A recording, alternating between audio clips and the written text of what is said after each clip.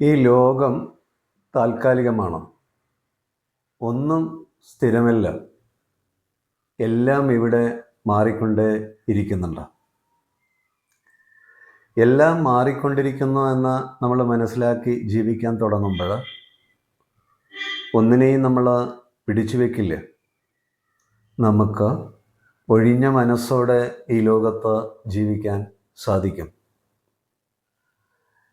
ഇവിടെ എല്ലാം സ്ഥിരമാണ്, ഒന്നും മാറുന്നില്ല എന്ന് വിചാരിക്കുമ്പോൾ നമുക്ക് നമ്മുടെ ജീവിതത്തിൻ്റെ ലക്ഷ്യം എന്താണെന്ന് ശരിയായ രീതിയിൽ അറിയാൻ കഴിയില്ല. അതറിയാത്തത് കൊണ്ട് തന്നെ നമുക്ക് നമ്മുടെ ജീവിതം വേദനപ്പെട്ട് ജീവിച്ച് തീർക്കേണ്ടി വരും.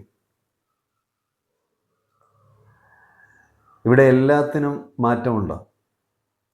നമ്മുടെ ശരീരത്തിന് മാറ്റമുണ്ട്. ബാല്യവും കൗമാരവും യൗവനവും വാർദ്ധക്യവും കടന്നു പോകുന്നുണ്ട്. അതിനെ നമുക്ക് പിടിച്ചു വയ്ക്കാൻ കഴിയില്ല. എൻ്റെ ശരീരം മാറ്റങ്ങൾക്ക് വിധേയമാണെന്ന് നമ്മൾ മനസ്സിലാക്കി ജീവിക്കാൻ തുടങ്ങുമ്പോൾ ഓരോ നിമിഷവും നമുക്ക് സ്വസ്ഥരും ശാന്തരുമായിട്ട് ജീവിക്കാൻ സാധിക്കും.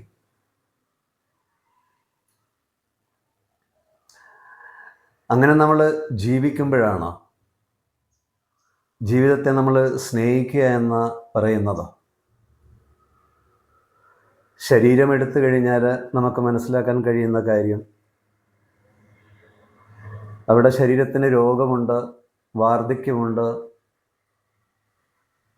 ക്ഷയമുണ്ട്, മരണമുണ്ട്. സ്വാഭാവികമായും ശരീരത്തിനത് സംഭവിക്കുന്നുണ്ട്. ഇത് നമ്മൾ മനസ്സിലാക്കുന്ന സമയത്ത് ശരീരം ഈ അവസ്ഥയിലൂടെയാണ് കടന്നു പോകുന്നത് നമ്മൾ മനസ്സിലാക്കി കഴിഞ്ഞാൽ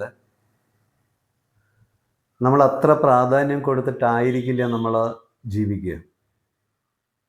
ഇവിടെ നമ്മളെല്ലാം പിടിച്ചു വയ്ക്കുന്നത് ശരീരത്തിന് പ്രാധാന്യം കൊടുത്തിട്ടാണ് ജീവിക്കുന്നത്.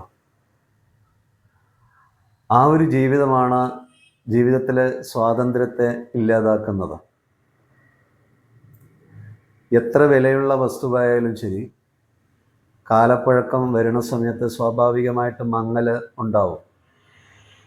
അതേപോലെ നമ്മുടെ ശരീരത്തിലും ഈ മാറ്റം ഉണ്ടാകും. അതേ സമയത്ത് നമ്മൾ കരുണ, സ്നേഹം, ദയ, അനുകമ്പ, നന്മ, സത്യം ഇതിൽ നമ്മൾ ജീവിക്കാൻ തുടങ്ങുമ്പോൾ ശരീരത്തിന് വാർദ്ധക്യം ഉണ്ടായിക്കഴിഞ്ഞാലും നമ്മുടെ മനസ്സ് വാർദ്ധക്യത്തിൽ പെടില്ലേ. അവിടെ നമുക്ക് സ്വസ്ഥരും ശാന്തരുമാകാൻ സാധിക്കും. നമ്മൾ ജീവിതത്തെക്കുറിച്ച് ശരിയായ രീതിയിൽ പഠിക്കണം. അതിനെ മനസ്സിലാക്കി ജീവിക്കാൻ തുടങ്ങണം.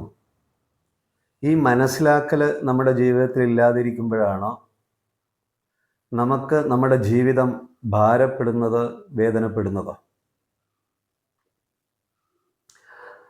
അപ്പോൾ നമ്മൾ മനസ്സിലാക്കേണ്ടത്, മോഹങ്ങളിലും ആഗ്രഹങ്ങളിലും പെട്ട് നമ്മൾ ജീവിക്കുമ്പോഴാണ്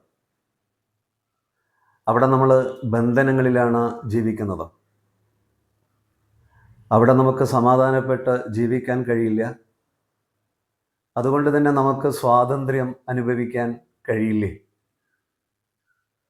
നമ്മൾ യുവാവായിരിക്കുമ്പോൾ തന്നെ ജ്ഞാനത്തിനും ധ്യാനത്തിനും പ്രാധാന്യം കൊടുത്ത് ജീവിക്കണം.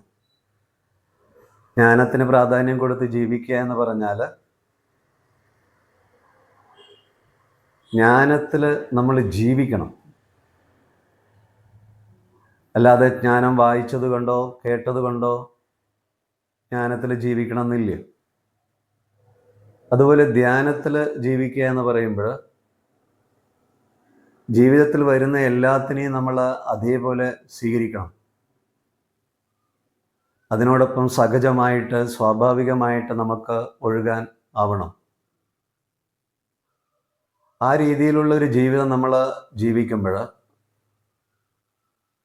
ശരീരത്തിൻ്റെ ഓരോ അവസ്ഥകളിലൂടെ നമ്മൾ കടന്നു പോകുമ്പോൾ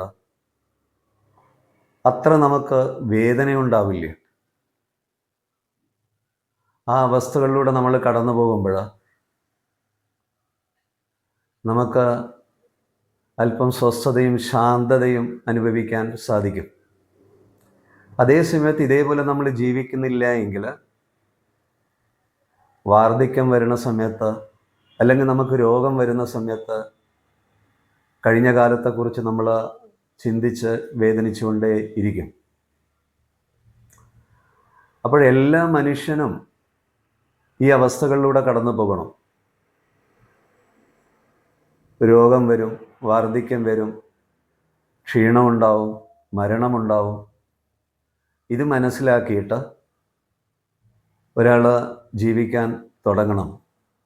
അതുമാത്രമല്ല, ശരിക്കും എല്ലാ മനുഷ്യരും ഈ അവസ്ഥകളിലൂടെ കടന്നു പോകുമെന്ന് മനസ്സിലാക്കി കഴിഞ്ഞാൽ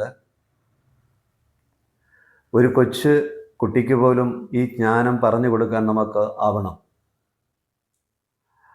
അവൻ്റെ ഓരോ വളർച്ചയിലും ഈ മനസ്സിലാക്കൽ ഉണ്ടാവണം. അല്ലെങ്കിൽ ജീവിതത്തിൽ എന്ത് നേട്ടങ്ങൾ നമ്മൾ നേടിക്കഴിഞ്ഞാലും ആ നേട്ടങ്ങളിൽ ഇരുന്നു കൊണ്ട് നമ്മൾ വേദനിച്ചു കൊണ്ടേ ഇരിക്കും. ആ പരമമായിട്ടുള്ള ആ ഒരു ശാന്തി നമുക്ക് അനുഭവിക്കാൻ കഴിയില്ല. അപ്പോൾ ഈ ഭൂമിയിൽ നമ്മൾ ജീവിക്കുക എന്ന് പറഞ്ഞാൽ വളരെ കുറച്ചു കാലത്തേക്കാണ് നമ്മളിവിടെ ജീവിക്കാൻ വന്നത്. ജീവിക്കുമ്പോൾ ഓരോ നിമിഷവും ഓരോ ശ്വാസത്തിലും ആ സ്വസ്ഥതയും ശാന്തതയും അനുഭവിച്ച് നമ്മൾ ജീവിക്കണം. അതിനായിട്ടുള്ള സാഹചര്യങ്ങൾ നമ്മൾ നമുക്കായിട്ട് ഒരുക്കി കൊടുക്കണം. അങ്ങനെ ഒരുക്കാൻ കഴിയട്ടെ എന്നുള്ള പ്രാർത്ഥനയോടെ